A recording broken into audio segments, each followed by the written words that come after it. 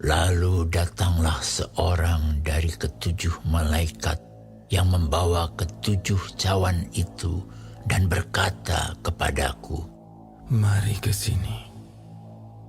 Aku akan menunjukkan kepadamu putusan atas pelacur besar yang duduk di tempat yang banyak airnya. Dengan dia, raja-raja di bumi telah berbuat cabul, dan penghuni-penghuni bumi telah mabuk oleh anggur percabulannya."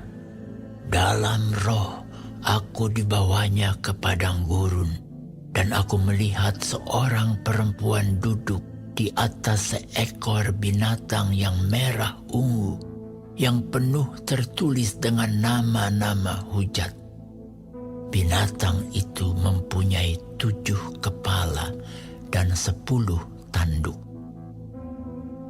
Dan perempuan itu memakai kain ungu dan kain kirmizi yang dihiasi dengan emas, permata, dan mutiara. Dan di tangannya ada suatu cawan emas penuh dengan segala kekejian dan kenajisan percabulannya. Dan pada dahinya tertulis suatu nama, suatu rahasia. Babel besar, ibu dari wanita-wanita pelacur dan dari kekejian bumi. Dan aku melihat perempuan itu mabuk oleh darah orang-orang kudus dan darah saksi-saksi Yesus. Dan ketika aku melihatnya, aku sangat heran. Lalu kata malaikat itu kepadaku, "Mengapa engkau heran? Aku akan mengatakan kepadamu rahasia perempuan itu dan rahasia binatang yang memikulnya, binatang yang berkepala 7 dan bertanduk 10 itu. Adapun binatang yang telah kau lihat itu telah ada, namun tidak ada. Ia akan muncul dari jurang maut, dan ia menuju kepada kebinasaan.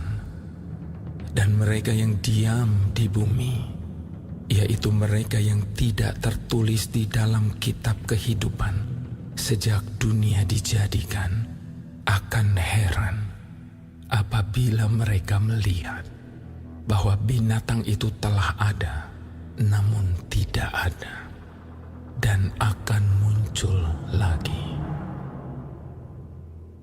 Yang penting di sini ialah akal yang mengandung hikmat. Ketujuh kepala itu adalah 7 gunung yang di atasnya perempuan itu duduk. Ketujuhnya adalah juga 7 raja. 5 di antaranya sudah jatuh, yang satu ada, dan yang lain belum datang.